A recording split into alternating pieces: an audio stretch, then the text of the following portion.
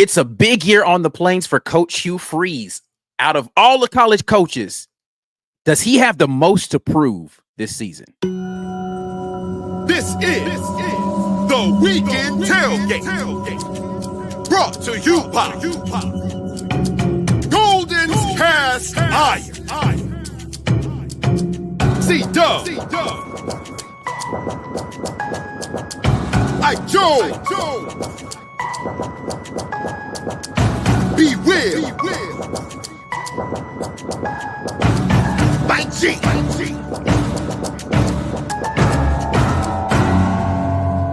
You are now listening to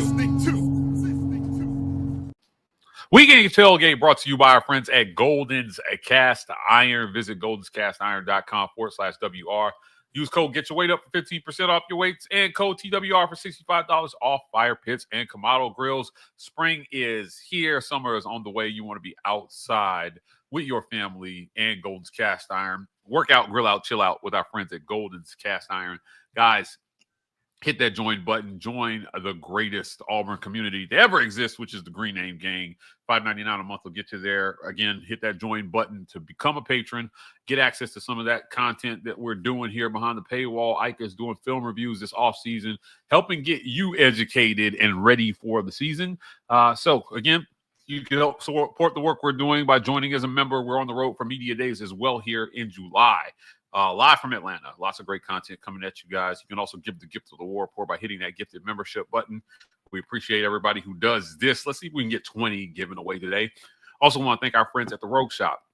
Visit rogueshop.com. Use code REPORT to get 15% off that Rogue Shop order.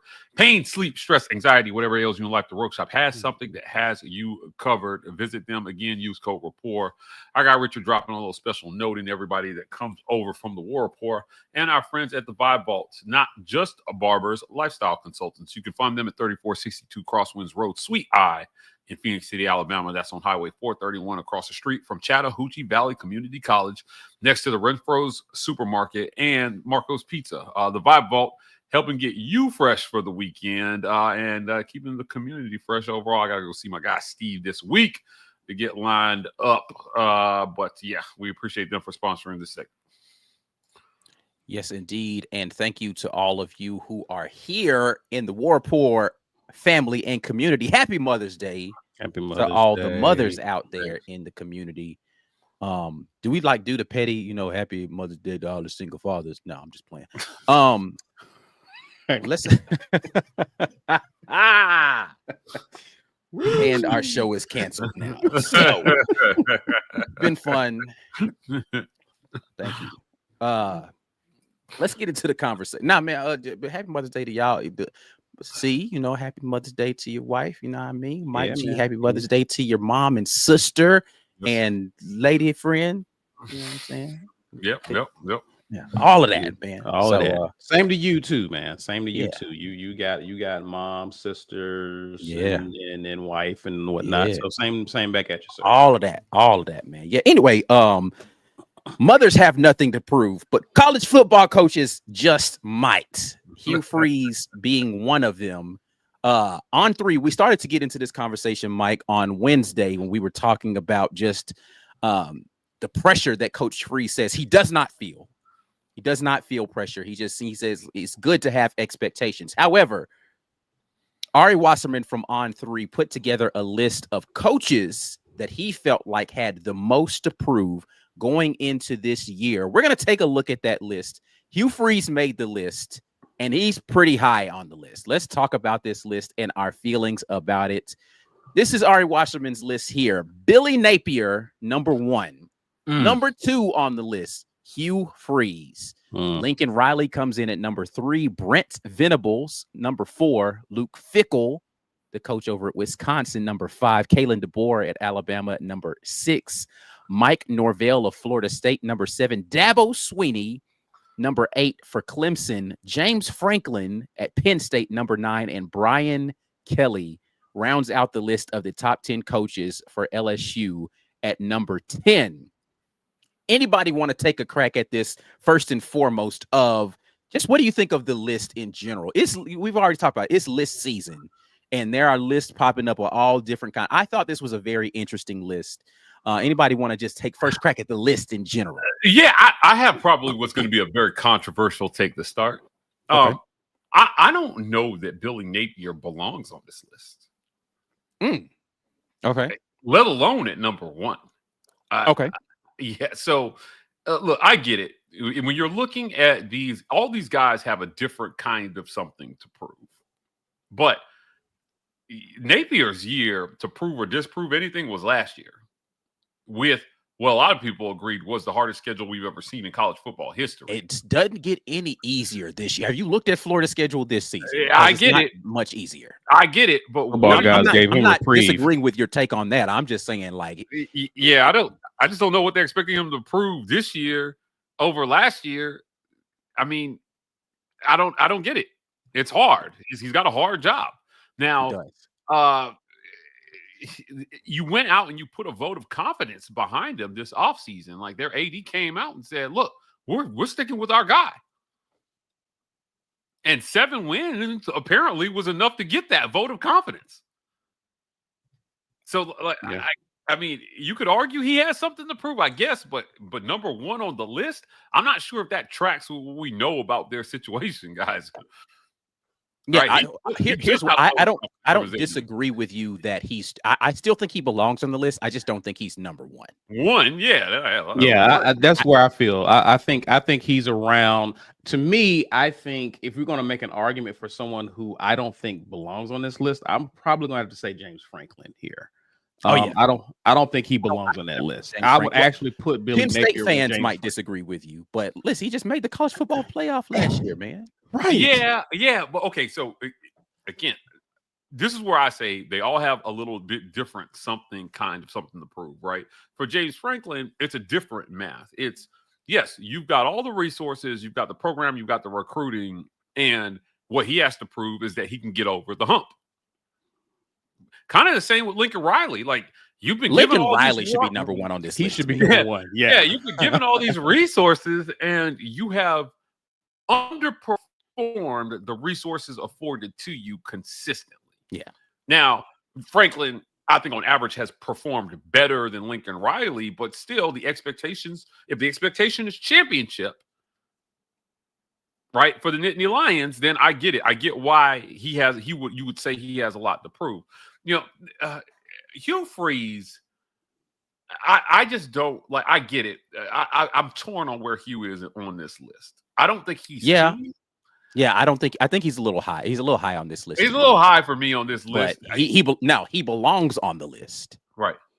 He has. I don't know if 2 is the. He has a lot to prove, but the bar for what he has to prove, I think, is a lot lower than his peers on this list. Yeah. Now, what do I mean by that? Well, if you're Kalen DeBoer, the bar that you are being measured by is living up to the ghost of Nick Saban. Yeah. Good luck with that, bro. Yeah. Spoiler alert, you're gonna fail. It's over, man. Game over. You're not gonna live up to that. So, but if you're Hugh Freeze, the bar that you have to climb is make a bowl game and one step further. 8 wins. Yeah.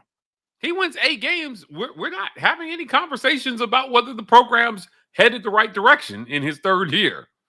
To that point, to your point though, it's the bar is really like, yes, you came in with expectations as Coach Hugh Freeze to turn a program around, and it hasn't gone well in the first 2 seasons, but you were literally lifting it from the floor as opposed to being handed the best college football program in the history of college football, and you have to figure out how to keep that going. The reason why the bar is also lower for Hugh Freeze is because he's already set a precedent from a recruiting standpoint, right? So upgrading the talent level, pulling in top 10 classes. Now Auburn wants to see an increase in wins.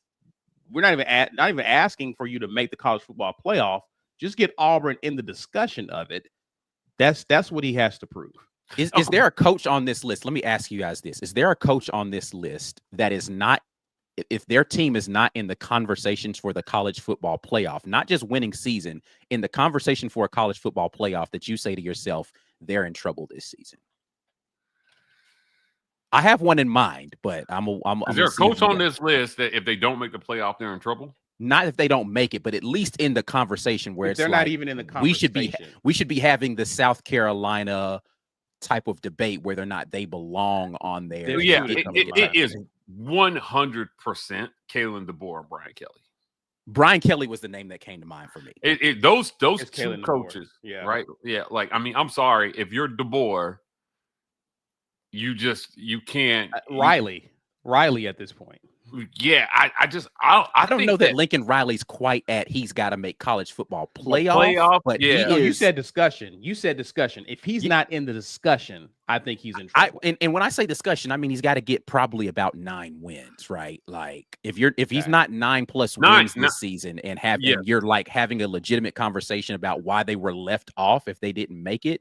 I don't know that Lincoln Riley's there, but last season, like what Mike G was saying at the beginning of this, man, you got all the resources out there to get it done, man, but it's not happening. Like, and it just really hasn't happened for him, and it wasn't really happening at Oklahoma, and it doesn't feel like it is gonna come together too quickly over at USC. This is what, year 3 for him at USC? 4 coming into year 4 at USC, if I'm not mistaken. Yeah, or is it might be just year 3? I can't even remember when he got over there. He had 2 seasons with Heisman guy, right? He won the Heisman the first year, came back the next year, didn't win. This will be his 4th season. This will be the 4th season. Yeah, man. I think he's got to be. You might be right, see. He might need to be up in that 9-win conversation, or they gonna start getting restless. I would say this, right? I call it the South Carolina effect, right? Last year, South Carolina won an epic run at the end of the season. They finished with 9 wins, and people were arguing that they were the hottest team in America. They didn't make the playoff, but they made it a discussion at the end of the season. That's exactly where I feel like a team like USC should be, right? If you're LSU, you're in the SEC, you should be over the hump. As a matter of fact, there's no excuse that they like them, LSU, Ole Miss. As far as I'm concerned, the fact that Lane Kiffin is not on this list is beyond. We'll get into people who should be on. Right. Yes, but we need to have that conversation. And Missouri should have been playoff locks last year. As a matter of fact, your playoff spot was bought and paid for by Greg Sankey. The real commissioner of college football said, we will get 5 teams in. He just needed his teams to hold up their end of the bargain. I don't know that I would put LSU in the should have been, but Missouri and Ole Miss last year, they had the opportunity though. Like the opportunity was there for them if they were to take advantage of it, but they weren't a team that had a large hurdle to overcome in terms of perception and making it in the playoff, right? Yeah, like Ole Miss should have been a lock with their schedule. Ole Miss should have been a lock with their schedule. Ole Miss, yes, for sure. Missouri with Brady Cook and Luther Burton should have been a lock to make the playoff. It should have been Texas, Alabama, Georgia, Ole Miss, and Missouri should have been playoff locks. I could get with that. Like, that's why I said LSU to me was in that next tier conversation. Right. But yeah. The reason why I put LSU in, kind of in there is that like the SEC should have had 5 in.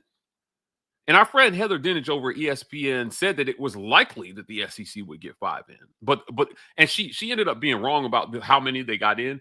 But she was not wrong about the road that those teams had to get in. It was clear.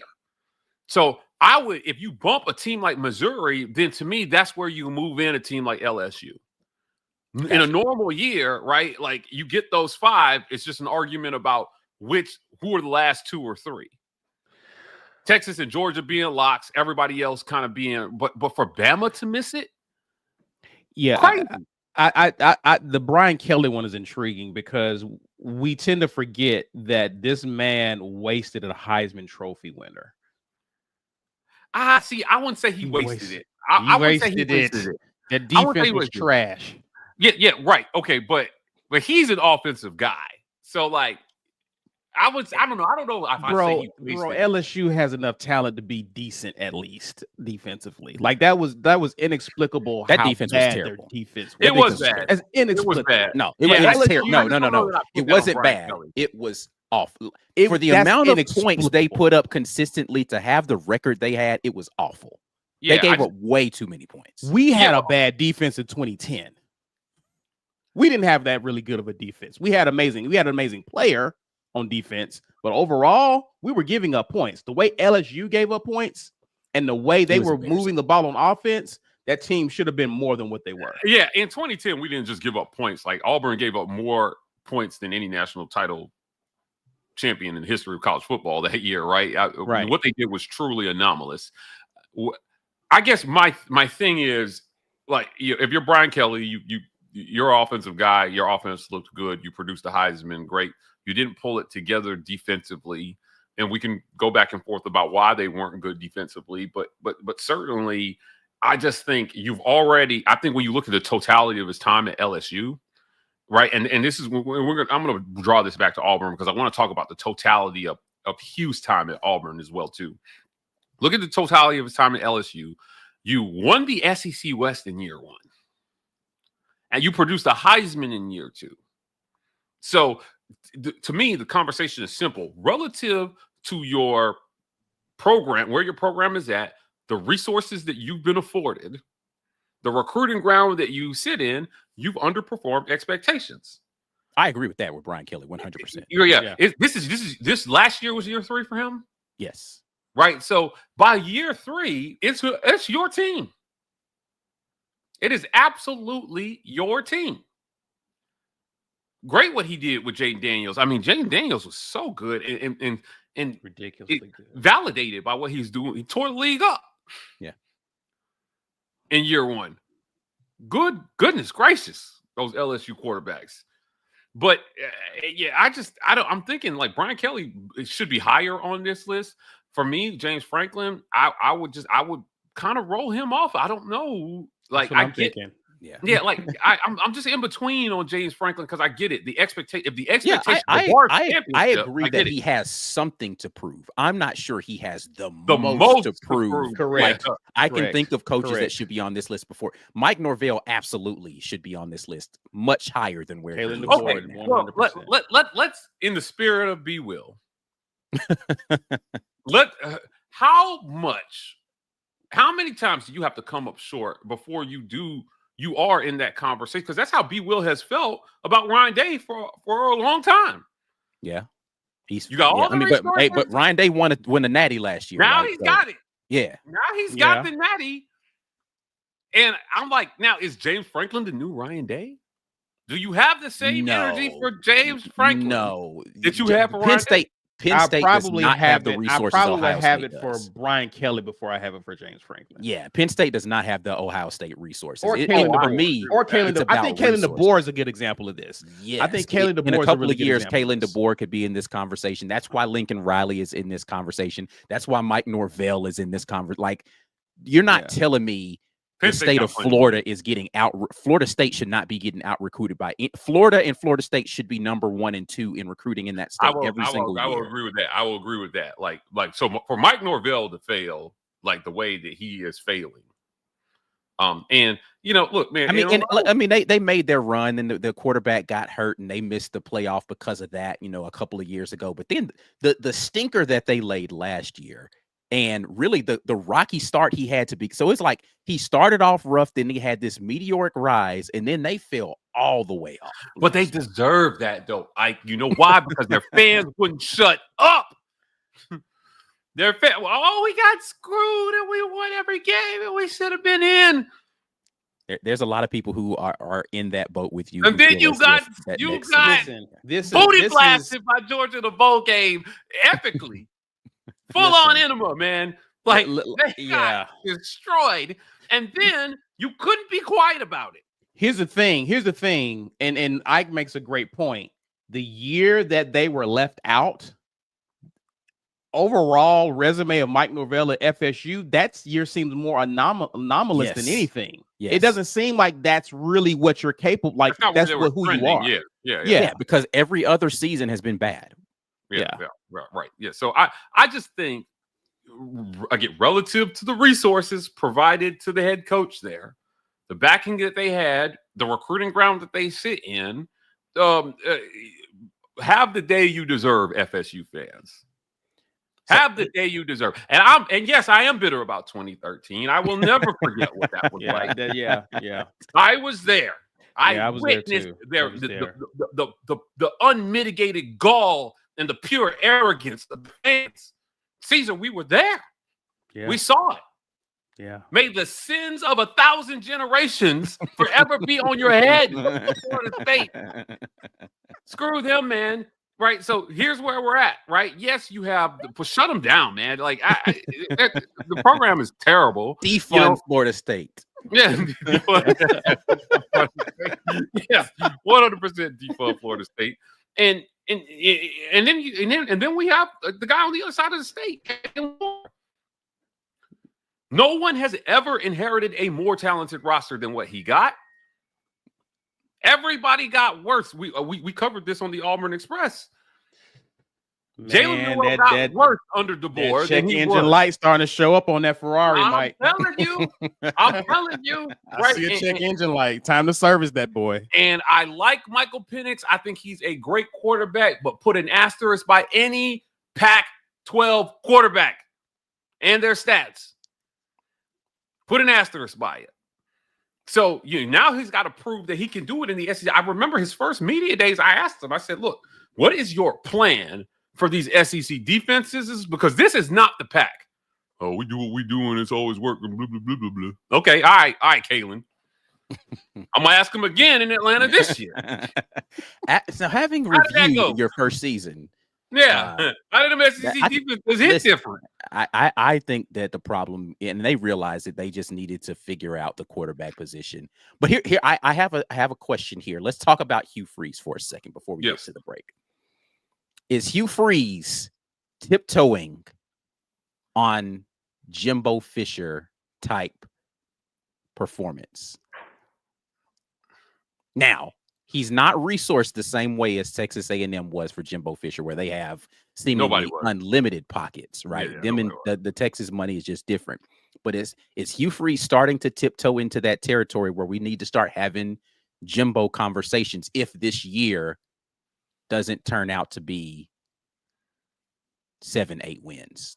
Yeah, I think that where the bar is that no one expects a championship from Auburn, although what we're seeing on a lot of these lists is that people are starting to recognize that the talent level on the Plains is significantly higher than years prior.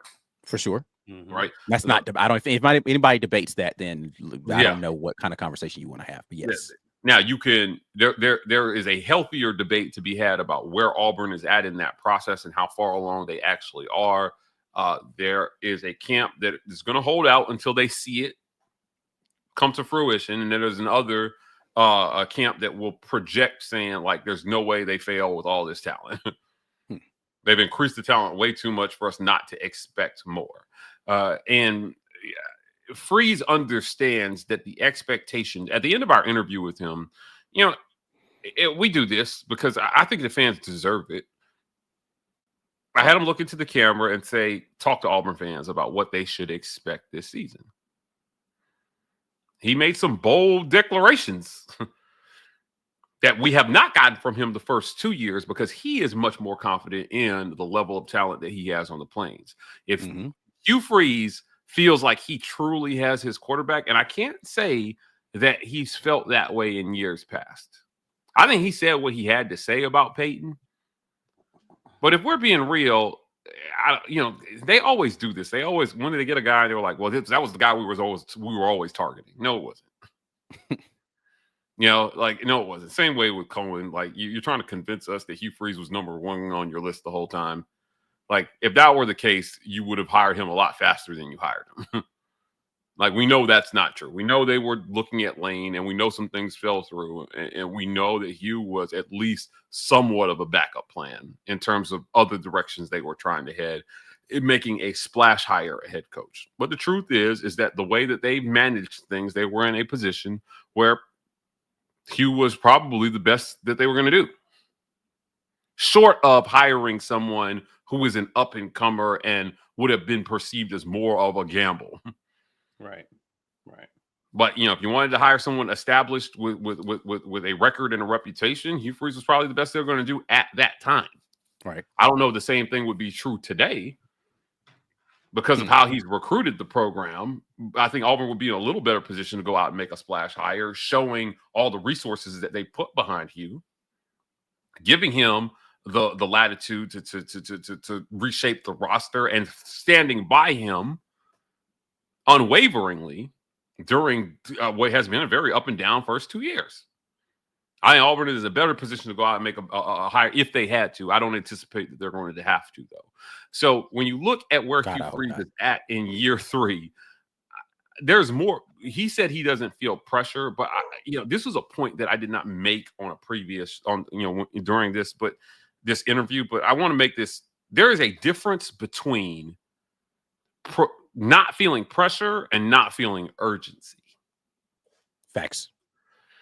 I think that I can buy that he doesn't feel pressure, but I am not buying that he does not feel the urgency of the moment. There's a lot of urgency around winning games this year. Yeah, that you absolutely have to win. It is urgent.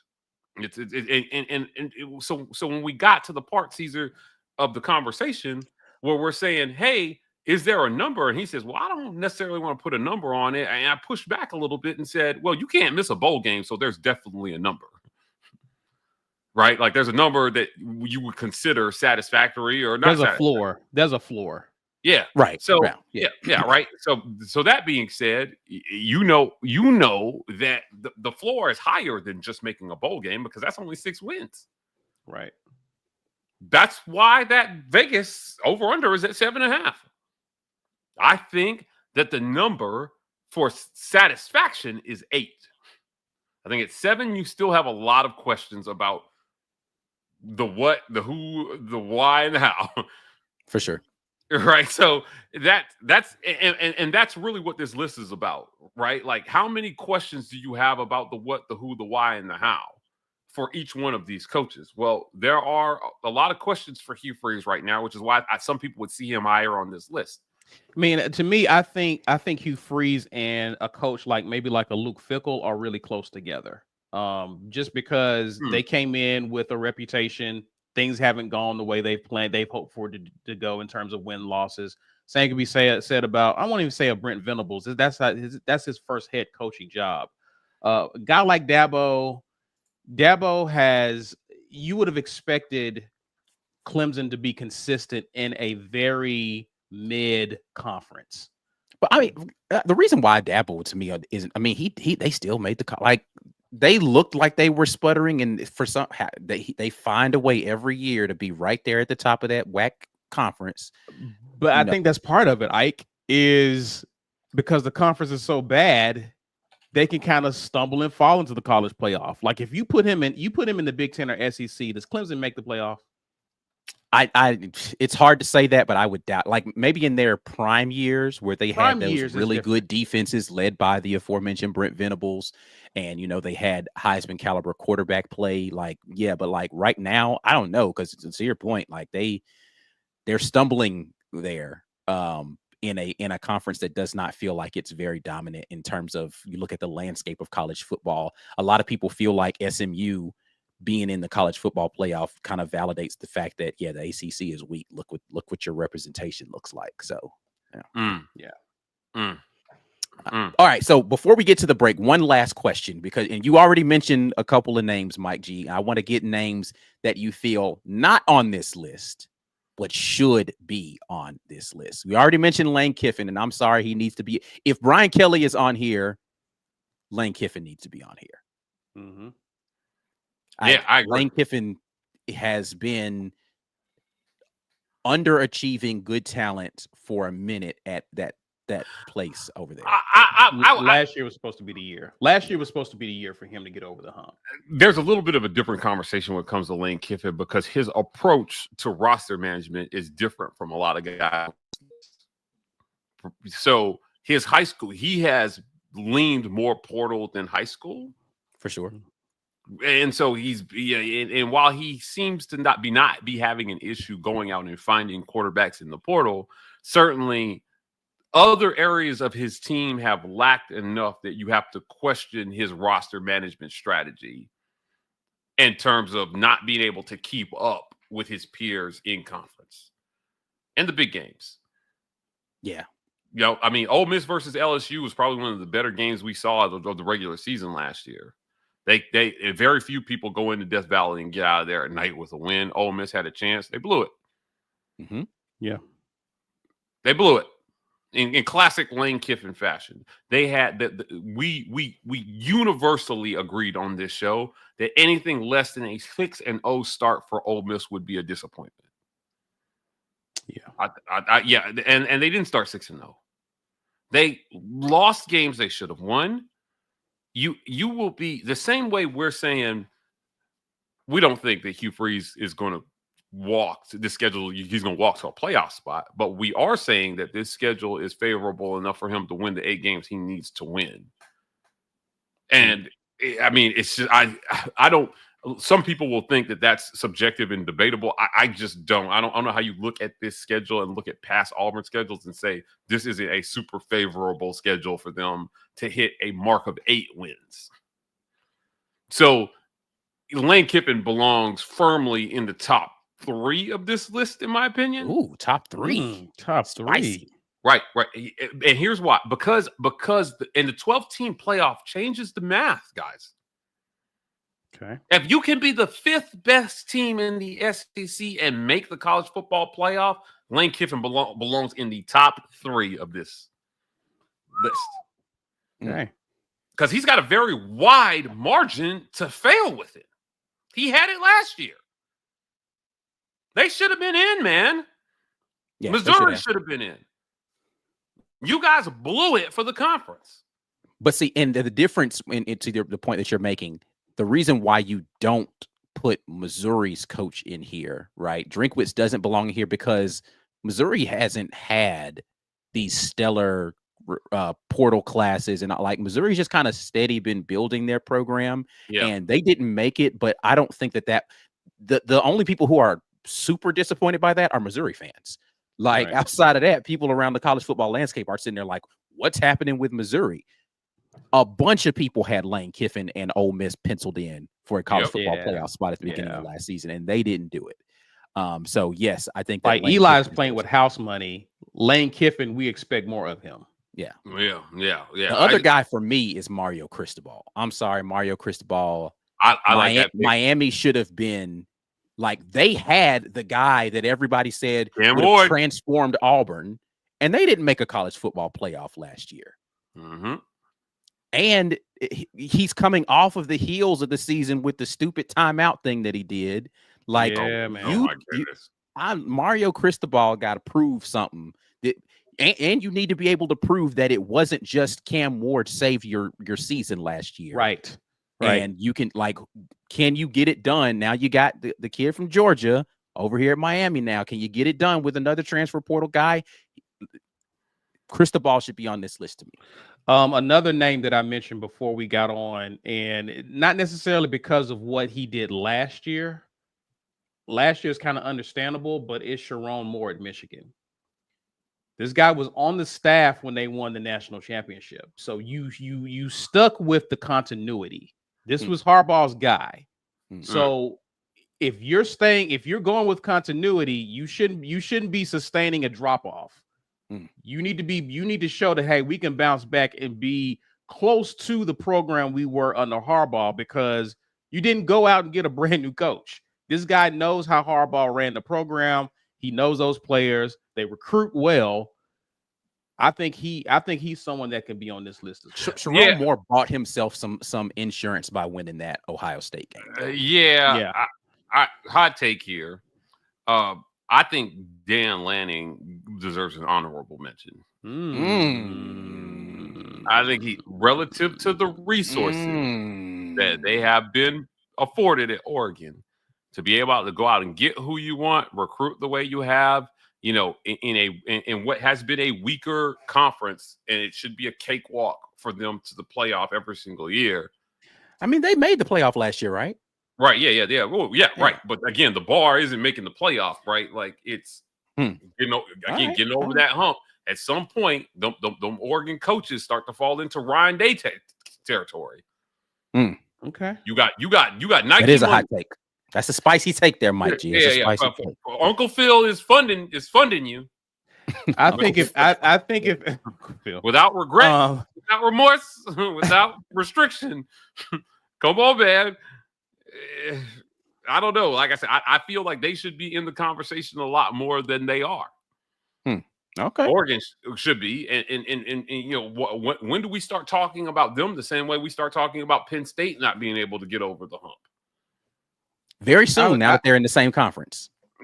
Right? Like, I think it's a fair conversation to have when you have when he was out there in the Big 12, it was to amplify your point a little bit. Not that I fully agree, it still take me a minute to get there, but when it was Big 12 Oregon, there's no reason you shouldn't be winning that conference perennially because of how Pac-12, excuse me. Yeah. When it was Pac-12 Oregon, you should be winning that conference perennially. It's a weak conference, right? And somebody went. How many did Dan Lanning and them weren't dominant in that conference? They were doing well, but I just don't think that you should be losing games and getting pushed around in the Pac-12 conference. Now that you're in the Big 12, you're in a big boy league.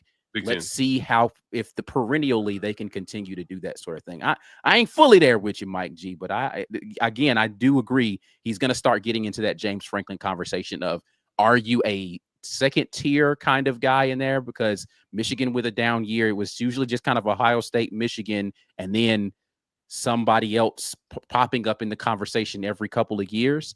Can he kind of usurp that guys and get into that next level? They had. I mean, losing to Washington twice, right? Yeah, that's what I mean. Like, you're in the Pac-12, bro. Come on, man. Like, they should have been able to get at least one of them versus Washington. Yeah. And I get it. Michael Penix is a great player and all that, but you had the best version of Bo.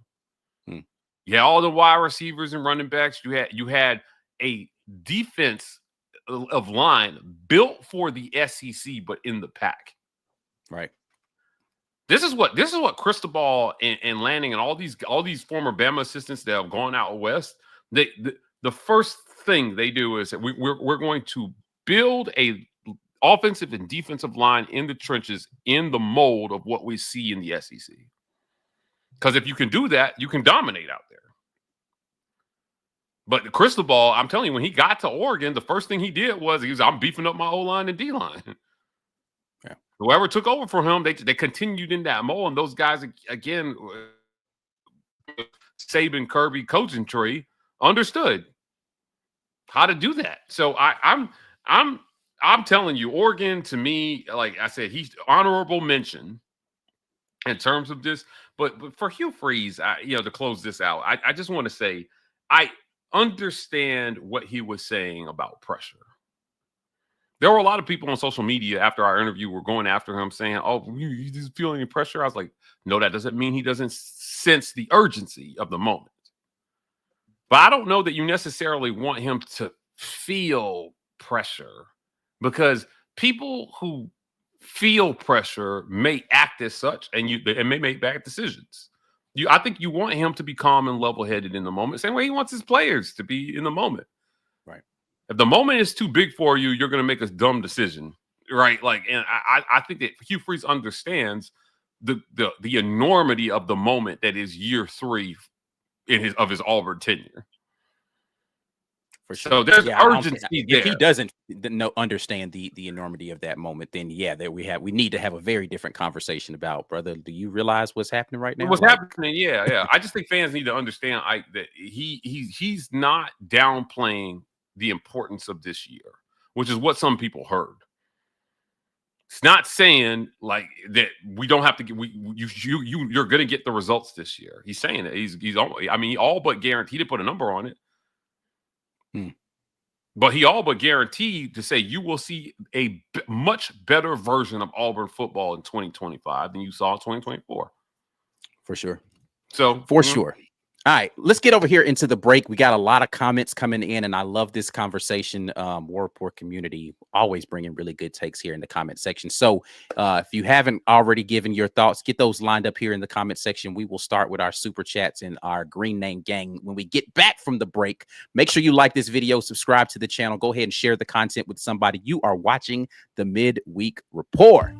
This edition of the War Report is brought to you by our generous sponsors.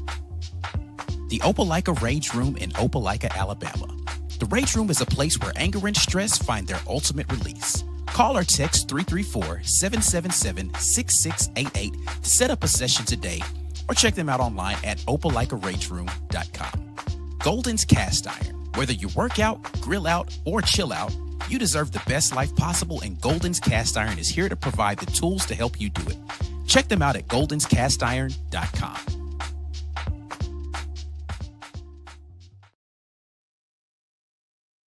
Love them for sponsoring this segment. We appreciate them. Visit them at goldenscastiron.com/WR. Use code Get Your Weight Up for 15% off your weights, and code TWR for $65 off fire pits and Kamado grills. You want to be outside this spring, headed into the summer. The weather is getting warmer. Golden's Cast Iron has you covered. Work out, grill out, chill out. Our friends at Golden's Cast Iron. Also, hit that join button, guys. $5.99 a month will get you there. We are growing our green name gang this summer in anticipation of a season that will see a lot of special moments for Auburn football. You want to be a part of our community during that time. Sometimes our game day chats are member only. We do that for you guys to keep that family only business. But either way, you want to make sure you take advantage of your Patreon membership now. So get on board. You're going to want to be one once the season starts. Thank you to our friends at the Rogue Shop. Visit rogueshop.com. Use code REPORT to get 15% off your Rogue Shop order. Pain, sleep, stress, anxiety, whatever else you in life, the Rogue Shop has something that has you covered. Please go visit them for all your natural medicinal needs. And our Vault, not just barbers, lifestyle consultants. You can find them at 3462 Crosswinds Road, Sweet City, Alabama. That's on Highway 431, right across the street from Chattahoochee Valley Community College and next to the Renfro Supermarket and Marco's Pizza. The Vibe Vault, helping keep the community fresh. Check us out on bringing you guys lots of great audio-only content, the Auburn Express Uptempo and College Loop pods, as well as Just a Sec. So whether you're on your way to work, dropping the kids off at school, on the way to the gym, the War Report has you covered with lots of great audio-only content. And check us out on our merch store. Visit thewarreport.com for your War Report merch. Look, you guys are doing a great job buying this stuff. We see you with it out in the community. Help us market the War Report by buying some War Report merch. We've got, I don't see the graphic in here, but we've got a lot of great boog merch that Ike has designed for you guys. So get your boog on this fall with us by visiting the merch store, getting your boog up with some War Report merch. For sure. Let's get over here to the comment section. We appreciate everybody who has dropped comments. Well, of course, we start with our super chats. Jazzy Joe jumping in. We are back, peeps. War Eagle. He's talking about he and his lovely now bride to be. Hey, congratulations, Jazzy Joe, on your engagement. Are back from their trip to Greece. I saw the post from social media from them on that stuff. So congrats, Jazzy Joe. Welcome back. Glad you made it back safely, man. Appreciate you stopping in here with us on a Sunday here in the weekend tailgate. Got a couple other green chats in here. Lawrence, who says, put Cristobal on the list. Definitely Mario Cristobal, we talked about, should have been on this list in our opinion.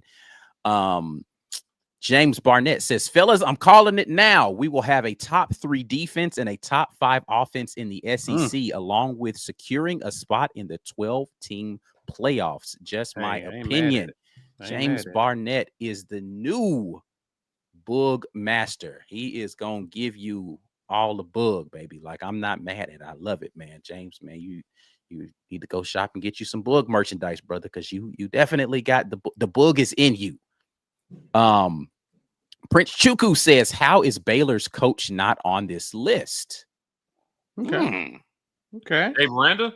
Yeah. That's not a bad nomination. Not a bad take. That's there, not a Prince. bad one. That's not bad. Yeah, I'm with you, Prince. I'm with you on that one. He's still in that Big 12. Yeah, it's good. Yeah. Hey, Oklahoma, Texas gone. What's up, baby? Well, yeah. Yeah. What's going on, baby? I'm not mad at that one. I hadn't thought about it, but that's a good one. That's definitely a good one right there. Marcus Holland says Lincoln Riley should be number 1, Mike Norvell number 2, Brian Kelly number 3.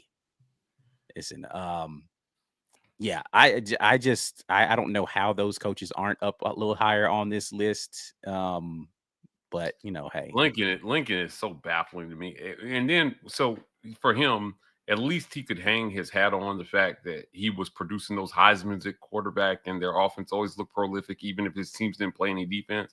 But once they start to struggle offensively, like, you're having a really tough conversation about what he's doing. Yeah. Lawrence Robinson says people who should be on the list: Cristobal and Lane Kiffin on the list, and Cristobal on the list, as Mike G pointed out. Also, Lawrence saying, well, Gus is the OC at Florida State. You may get your wish as far as Florida State being defunded. That's kind of harsh coming from you, Lawrence. That's so tough. Hey, he's a Gus apologist saying this, fam. So, Right. I'm like, wow. Gus in a Florida State polo is a special kind of hell. Like how?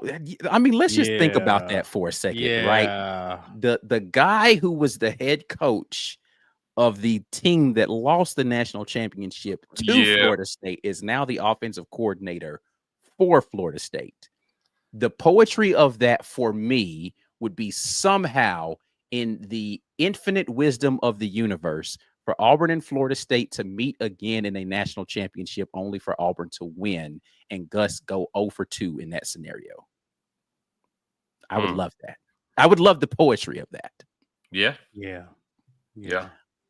Lawrence Robinson jumping back in says Mike Stoops and Sam Pittman need to be on the list because if they don't prove it, then they are getting fired. Mike Stoops and Sam Pittman. Stoops, like, does Kentucky really care about football? I mean, come on. Yeah. I don't know about Stoops, fam, but like, does Arkansas really care about football? I mean, like, they went and they hired an OC to help him out. Like, all that money, like, it seems like everywhere that Coach Calipari goes, football, you immediately understand football is not number 1 priority on the list for that school. Yeah, that's hilarious. Sam Pittman is actually a great guy. Our friends over at that SEC podcast, they're really, really close with Sam Pittman. I did SEC. My guy SEC Mike had me on to preview Auburn season. It's tough for me because T. Will is out there, and I have a hard time not rooting for my boy out there to do well. But also, I want to see Auburn lose to Arkansas this year. Like, facts. No. Facts. I don't want to see that. So something's got to give. They're in kind of a tough position. I think the conference has just gotten so hard. And Arkansas is trying desperately to get back to the days of like Darren McFadden and Felix Jones and, when they were producing all them great running backs. I don't know. I don't think that Sam Pittman is just kind of like, what are the expectations really at Arkansas? That's why I say I don't know. Do they even care for real? Yeah. Like, what are the expectations of Arkansas? Because for a period of time, Arkansas fans, shout out to them in their diehard nature of in somehow still enjoying sports, but they thought they had something there when they were winning, 8, 9. I think they had gotten up to 10 wins one season or something like that. Arkansas thought they was on the ascent, and then they came back down to earth really quickly. But I don't know because they were talking about firing Sam Pittman, and they still went 6-6 last year, and he's still there.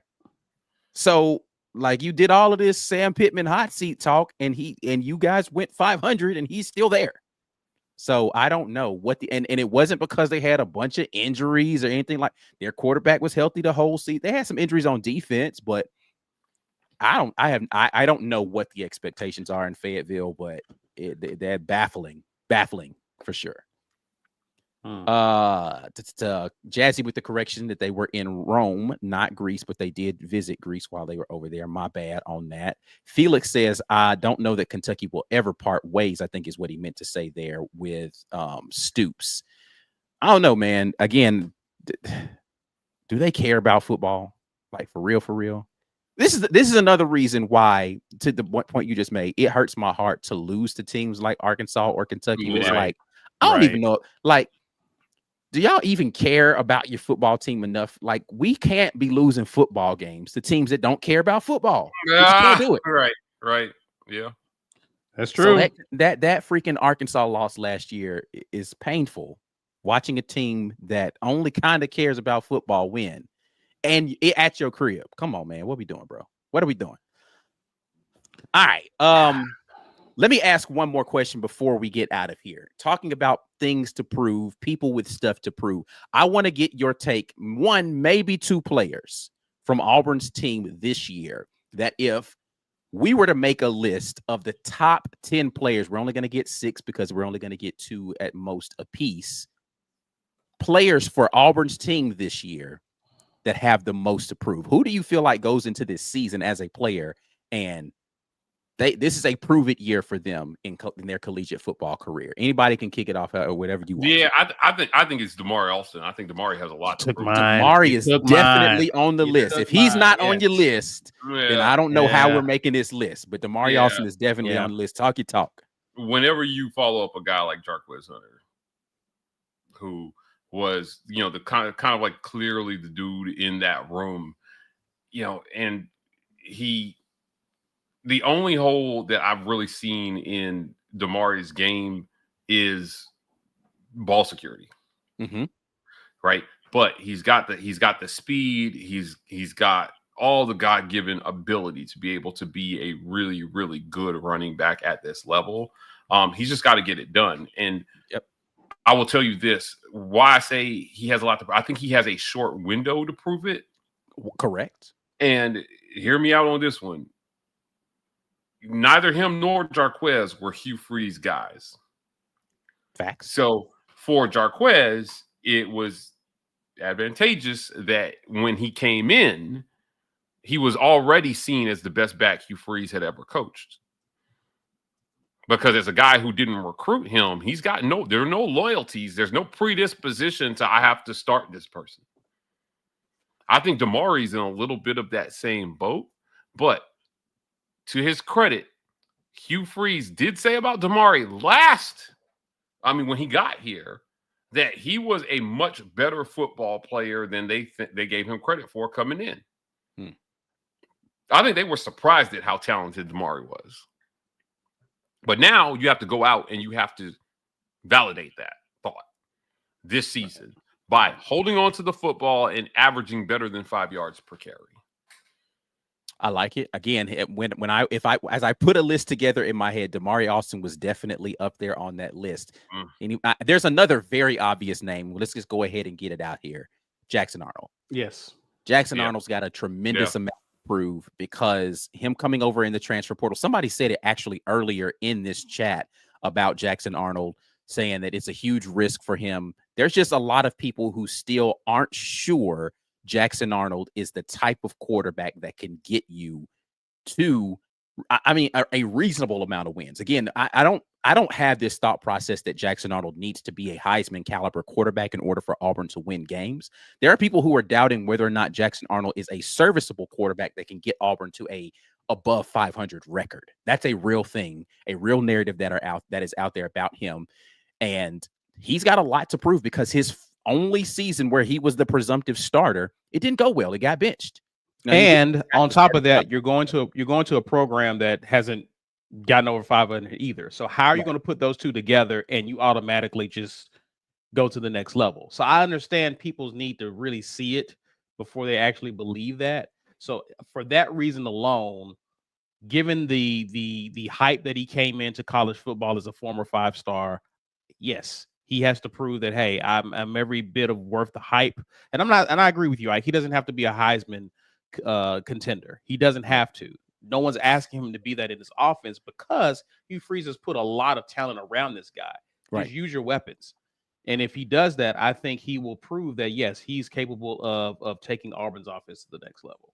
Agreed, Yeah, agreed. The quarterback is always going to have that pressure, right? Like For sure. The quarterback at Auburn is always going to have that.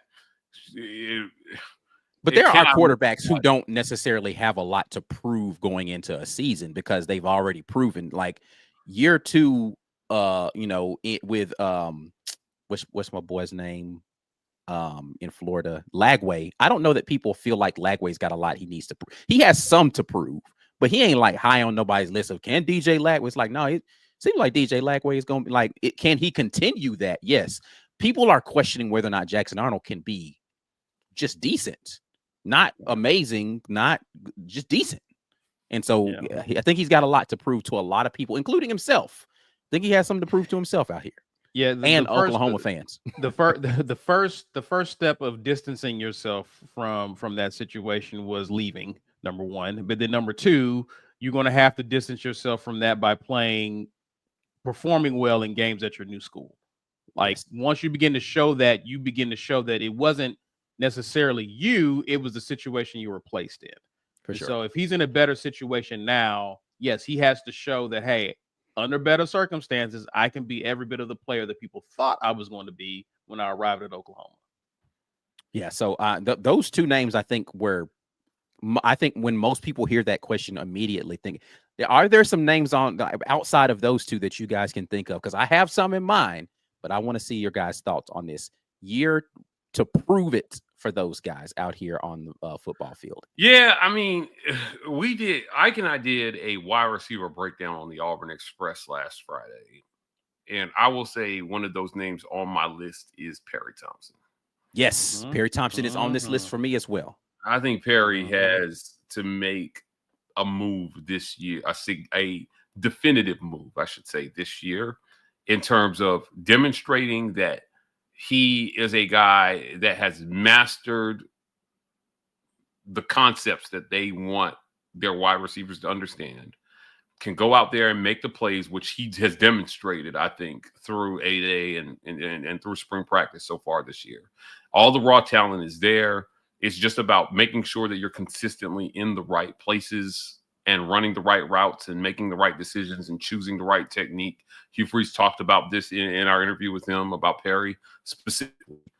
But this, as a top 30 guy, if he's not making, he was a true freshman last year, mind you. If he's not making a significant move this year, then it's tough, man. I think it gets hard because with these guys who, we talked about this, Ike, when we say this repeatedly about how Devin would tell us, look, if you get drafted in the first 2 rounds, they expect you to start by year 1 or be a significant contributor by year 2, right? Like, I think for top 50 overall players, there's the same kind of expectation that they will either be immediate contributors or by year 2 be significant, solidly in the rotation. Mm-hmm. If it doesn't happen by that time, then you've got to start to question whether it's going to happen at that school. Correct. Right. Because you're going to start having the is he a bust type of conversation in earnest. Yeah. If you haven't cracked the rotation, it means that they're still not seeing something that they need to see, that you're not being jumped by guys coming in from the portal or whatnot. So in Walker White's situation, that's what happened to. I mean, he came in, he didn't make the jump fast enough up in terms of perception, and he had to leave. I don't want to see that happen to Perry. I just think he's way too talented, man. It's tough, but I think he's a guy who has to prove something this year. For sure. And on top of that, Mike, the way Hugh Freeze is recruiting at the receiver position, there's pressure behind you as well. So you have to show something. Yeah, because you don't want the way that folks were gushing about Sam Turner and the Smith brothers didn't even get to school yet. Like there's some guys that are going to be on your heels if you have not cemented your spot. Because listen, Cam Coleman is still going to be here next year, right? So it's like you already know one of those spots is occupied by a cemented person. You need to solidify that other one on the opposite side. I would say this, right? Like if you think back to last year, you can Perry. If you're Perry, you can't be in a position where a guy like Sam Jackson comes in and plays more than you. Yeah, I don't care that they play different positions, like just period, right? Like I get it, they're not playing the same position, but everyone kept trying to make Sam Jackson happen, and I think Sam is a talented athlete. But do I think he was one of the 4 best receivers on this team last year? No. In terms of talent, I don't think he was one of the 4 best receivers on this team last year. That's the rotation because he does other things well, right? That you may not be doing. And it's safer to put him on the field than it is you, despite you having the higher talent ceiling. If you're Perry Thompson, you got to close the conversation on both ends about not only talent, but about processing the game and doing the right things out there. Yeah, it's why Malcolm Simmons isn't making a list of this like this. You know why? Because last year they said he was going 200 miles per hour, just doing the wrong thing sometimes, and they like his vigor, but like we need him to do the right things. Well, Hugh Freeze came out and said, look, man, I don't know if anybody made a bigger jump this offseason than Malcolm Simmons. Right. So he don't make the list of people who have things to prove. Apparently he's already proved it. Yeah. To his head coach. I'm telling you, I'm so excited about what Perry can do. And like seeing, I want so badly, guys, to have the conversation around wide receiver the LSU fans have been having for like what seems 10 years. Odell Beckham and Jarvis Landry, remember that tandem? Good God. Jamar Chase, Justin Jefferson, it just feels like they've always had this dynamic duo out there at wide receiver. And in my head, I'm like, could Cam Coleman, Perry Thompson be it? Yeah. I mean, listen, they at least have ridiculous. Singleton and Cam Coleman, if nothing else, need to be it this year. Any other guys that are on this list for you guys, though? Because I still have some that haven't been mentioned yet. Anybody on the defensive side? Yes, for me. Robert Woodyard is right there. Linebacker. I was going to ask, was there someone from the linebacker room? Robert Woodyard is. I think if it don't come together for Robert this year, he's going to be shopping. Because listen, the linebacker room is one of those rooms where there's not a clear guy where it's like, oh, he's they went and got Wheatland out of the portal. People, when Wheatland came in from the portal, people were immediately like, oh, he needs to be starting, right? And he didn't have the spring there. This is Robert Woodyard's 3rd year on the team.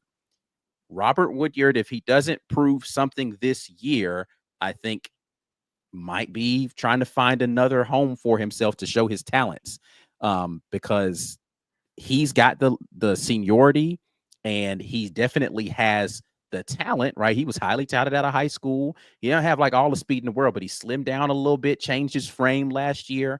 Robert Woodyard, I think, is in a prove-it year for himself with the Auburn Tigers going into this season. Yeah, I'm with that one.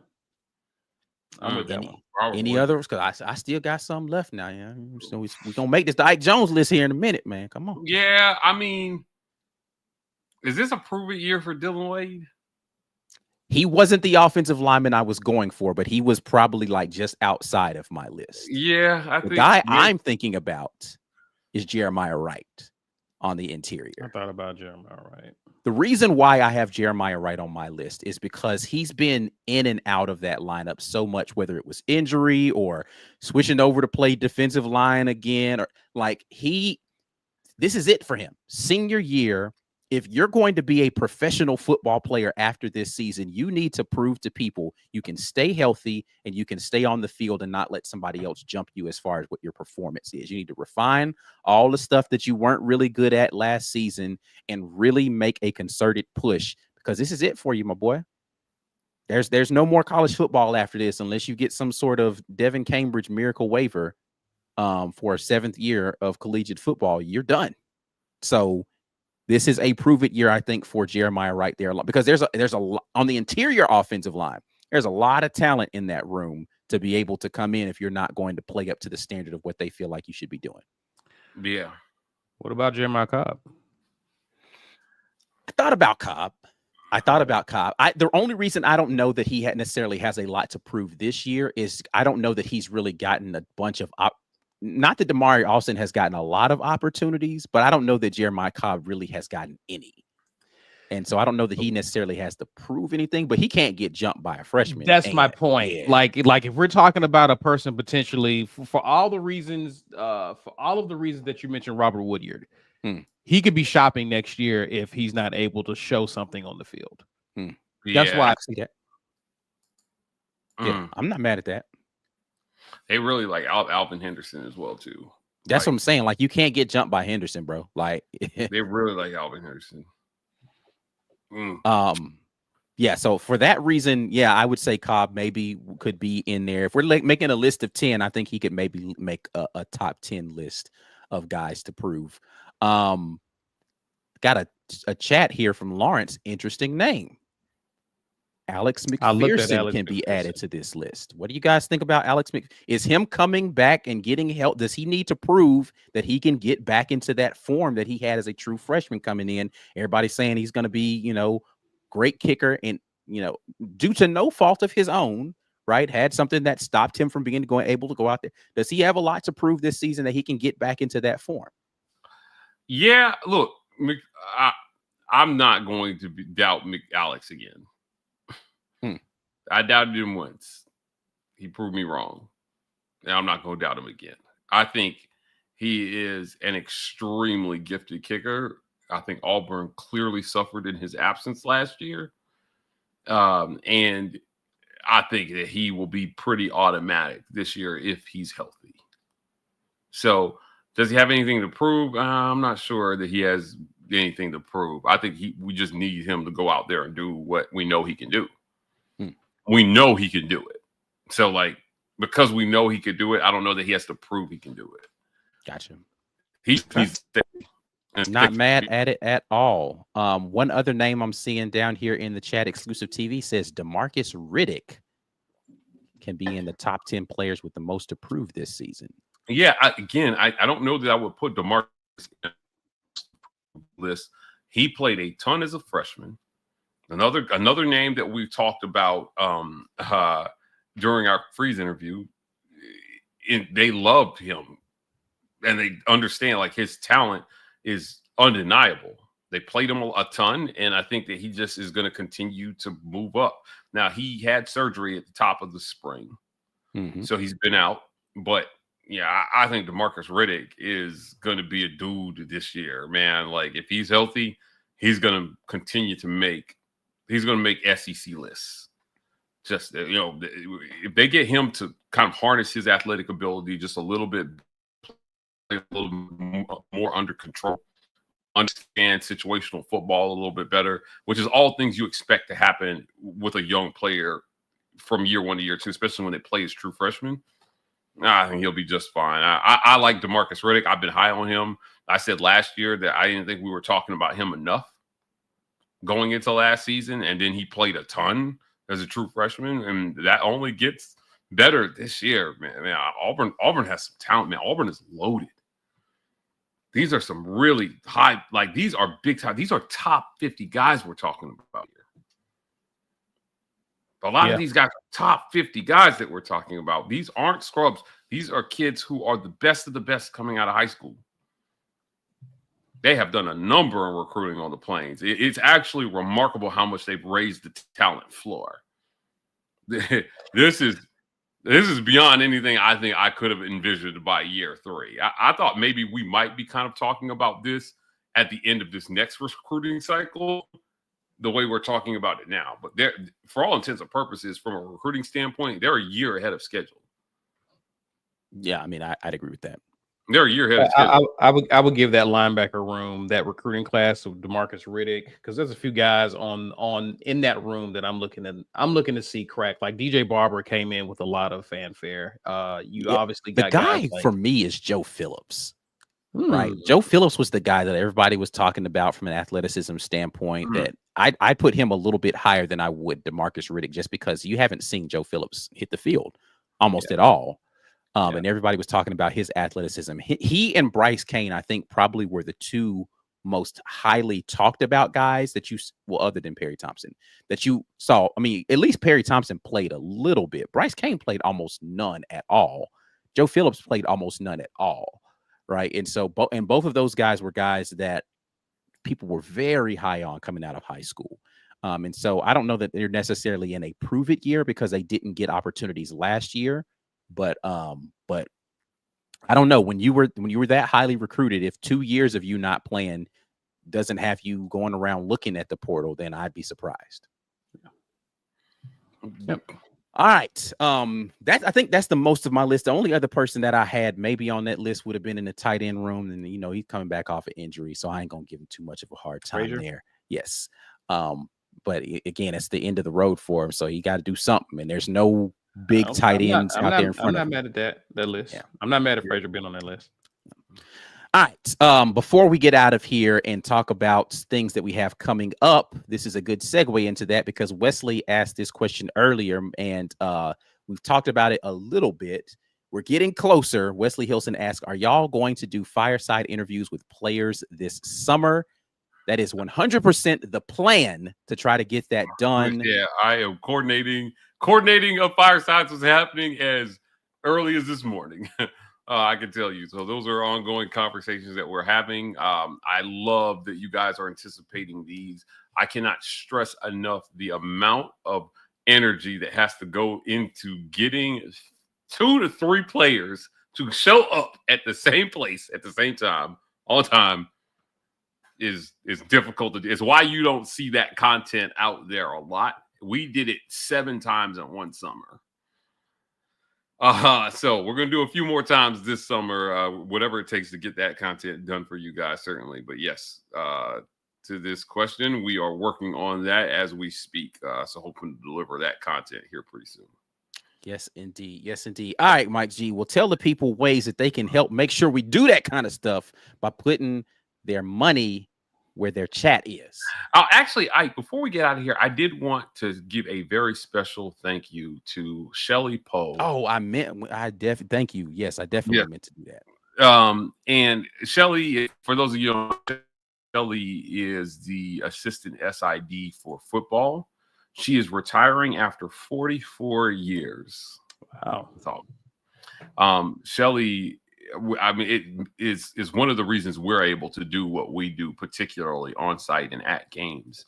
Just a consummate professional, someone who has helped us every step of the way, helped us coordinate interviews. You know, I mean, we don't get some of these Hugh Freeze interviews don't happen without Shelly. Like, I mean, Shelly is just amazing, and she's calling it quits after a very long and illustrious career. And I just wanted to, make sure that we publicly say thank you to her for everything that she's done for us here at the War Report.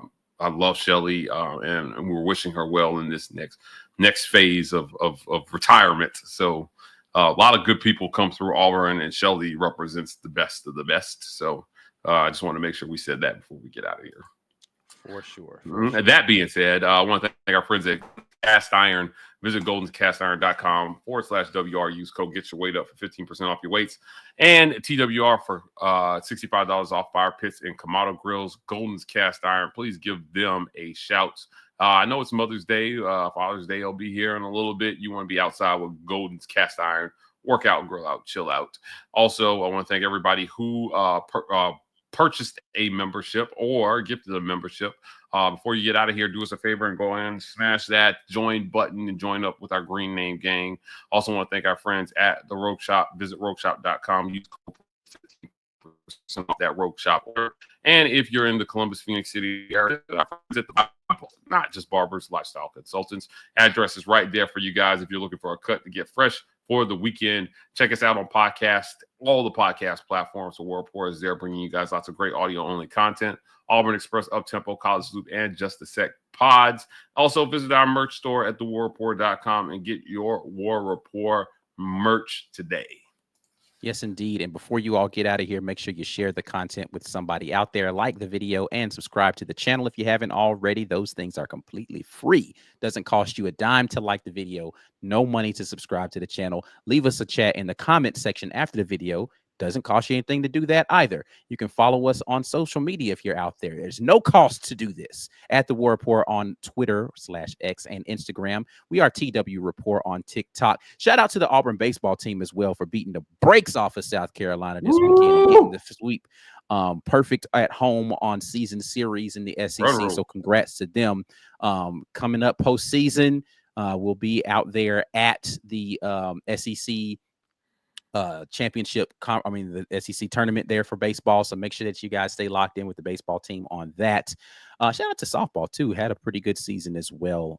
Didn't get it done in the SEC tournament this past week, but definitely had a good season and hoping to get their name called so they get into the postseason for the national championship tournament. But that's it, man. We are out of here. Appreciate you guys stepping in and locking in with us. More film reviews coming for you this week. So make sure that you get tapped in with Green Name Gang. I just dropped a couple out there last week on a few of the defensive line transfers that we got in. So make sure you guys tap in with that content.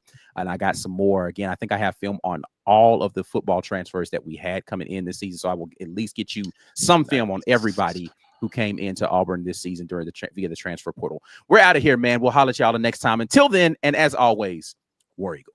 War Eagle.